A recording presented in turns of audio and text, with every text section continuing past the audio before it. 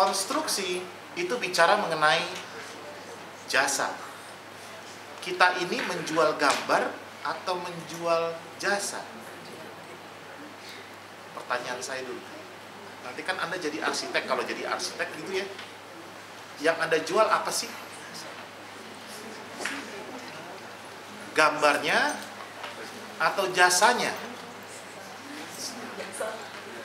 Anda dibayar per gambar atau per apa? Tanya ya. Sekarang arsitek besar, teman-teman profesional dibayar per apa tuh? Per meter square? Per lembar? Tanya ya. Supaya tahu, walaupun IAI sendiri sudah menetapkan standar honor kita sekian. Saya lebih senang dengan honor ya, daripada fee. Kita ini dalam kaitan industri, arsitektur sebagai bagian konstruksi, bagian dari industri. Yang kita jual adalah jasa. Jadi hati-hati ketika merancang, hati-hati ketika mendesain. Yang digugat adalah jasanya, bukan gambarnya. Jadi kalau ada apa-apa yang dicari adalah si pelaku jasa itu. Kalau nggak ada gambarnya, yang ditanya adalah siapa pelakunya. Nah ini ya, masuk dalam konteks industri. Nah, untuk itu perlu yang namanya adalah profesionalisme. Sekarang istilah profesionalisme nanti Anda cari sendiri bagaimana menjadi arsitek yang baik. Oke. Nah, sekarang kita akan masuk dalam konteks apa yang dilakukan di Stupa 5. Next.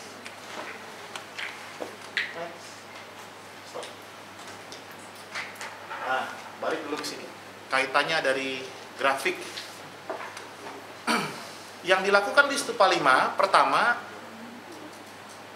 pemikirannya adalah kayaknya enak ya kalau ngedesain ulang gitu ya. Ngedesain yang baru gitu. Sepertinya mudah itu. Tapi kami pikir tidak ada tantangan. Jadi yang dilakukan di Building Management Group adalah kita ambil satu proyek existing, ya, kita kritik selama setengah semester. Setengah semester berikutnya baru mendesain. Apa yang didapat? Di dalam project kritik ada dua hal, yaitu makro dan mikro.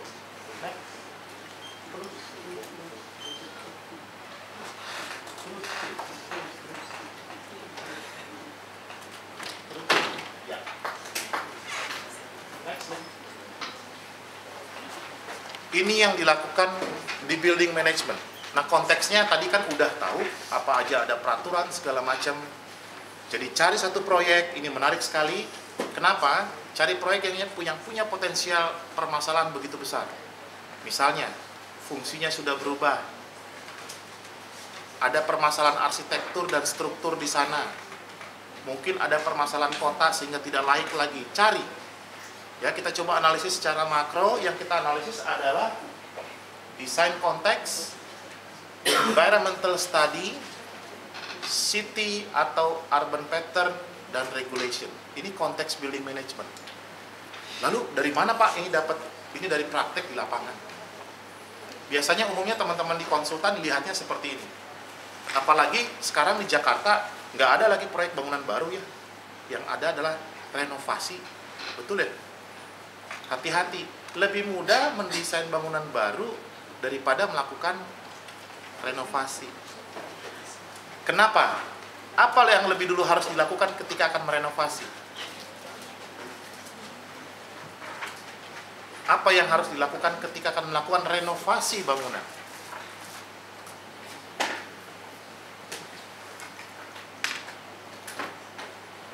Tanya duitnya klien, Pak. Gitu ya. Berapa Bapak punya duit gitu ya? Ya, boleh lah.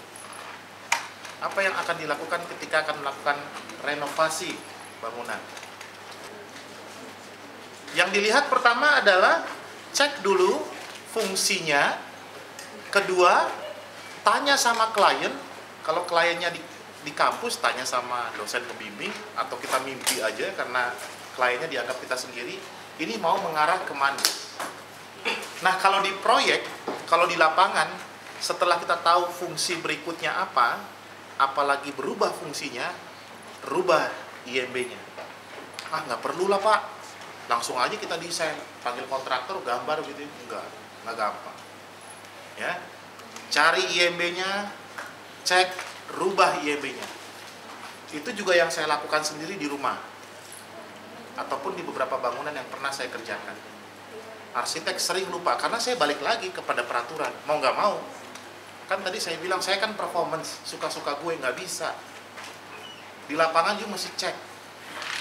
Ya, nah, bangunan yang di Sudirman misalnya, ketika kita melakukan retrofit, oke, klien bilang office kita tambahkan apartemen, bolehlah.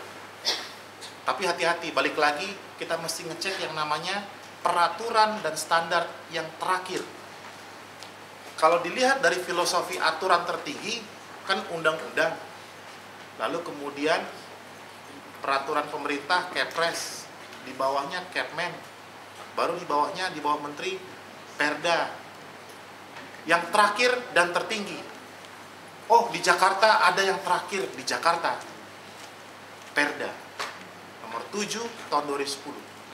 Dan salah satu aturan dan standar yang dibuat oleh Gubernur DKI Jakarta terbaru lagi adalah RUTR bersama dengan DPRD. Mau nggak mau. Misalnya klien sampaikan, oke, tambahkan ini, you mesti cek. Mau nggak mau. Dan saya minta sama teman-teman di Stupa 5, kalau you atau kalian mengusulkan satu fungsi tambahan, cek aturannya, seperti kita udah ngerjain proyek. Jadi presentasikan ke saya RUTR Jakarta 2011. Di daerah Darmala, apakah itu masih existing untuk office, atau itu sudah berubah? 15 tahun yang lalu belum ada jembatan Kasablanka, udah ada belum? Belum ada. Yang ada adalah Semanggi. Oke? Nah, apakah dulu diprediksi akan ada jembatan itu dan kemudian fungsinya berubah? Kita nggak tahu sekarang. Nah, bangunan yang akan didesain mengacu kepada aturan yang terakhir, itu permasalahannya. Jadi, cek benar. Kedua, RUTR sudah beres, kemudian kita cek Perda, kemudian di dalam RUTR ada apa aja? Ada zoning, ada KDB, ada KLB. Nah, ini tren terbaru. Tren di kota, makin lama KDB-nya akan makin kecil, betul tidak? Kalau perlu Anda riset 33 provinsi. Kemudian cek yang mostly KDB-nya paling kecil adalah di mana. Lakukan dong. Umumnya di daerah khusus ibu kota dan daerah istimewa, karena punya perlakuan terhadap kota yang khusus, sehingga tidak bisa dibangun semena-mena, karena memang tanah juga sudah tidak ada. KDB-nya makin kecil, tapi KLB-nya ada potensi makin besar, karena dia pasti vertikal. Tapi tidak semua daerah di Indonesia mau dibangun vertikal, seperti Medan, saya sampaikan. You cek Medan, hampir semua nggak ada basement. Karena memang budaya, culture-nya nggak suka ada basement. Nah, apakah di Jogja seperti itu, apakah di Solo seperti itu, mesti cek.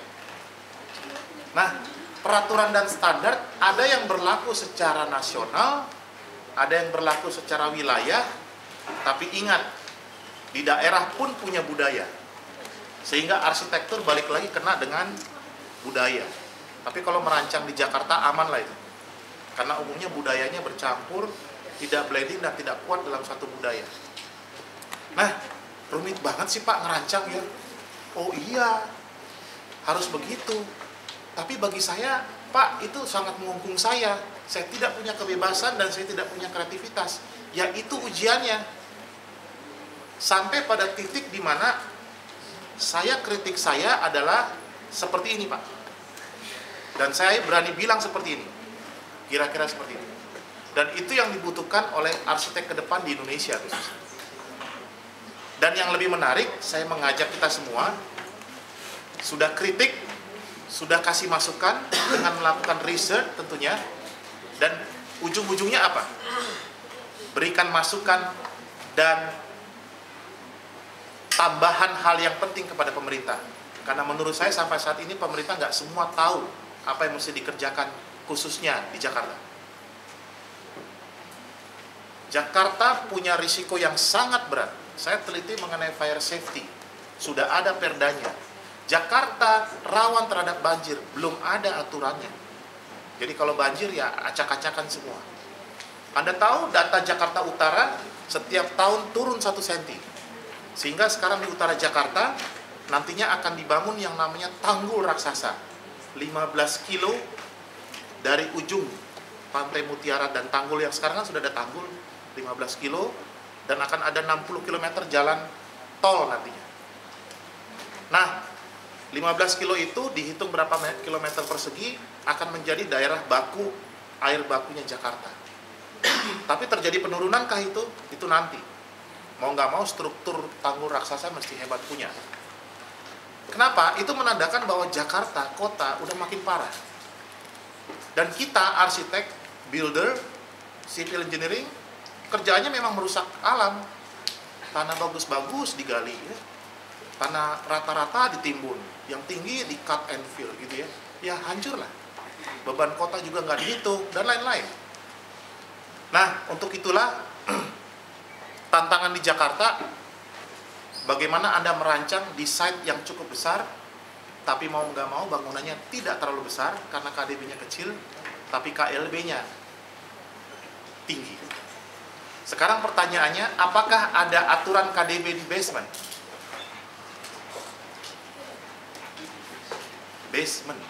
Basement kena aturan KDB nggak? Kalau saya tanya, punya ada lahan 1000 meter persegi, KDB-nya 45%, berarti yang terbangun bisa berapa meter persegi? Tanahnya 1000, ya. KDB-nya 45%, yang bisa dibangun, didesain berapa meter persegi?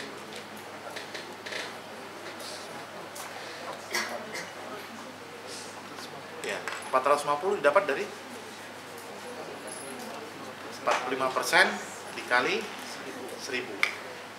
Oke, ditentukan lahannya, tapi ingat ada GSB, garis sempadan bangunan, jarak dari jalan ke dalam. Oke, sudah ada GSB, ada KDB. Sekarang itu yang ke atas KDB kan, 00 ke atas, yang ke bawah diatur.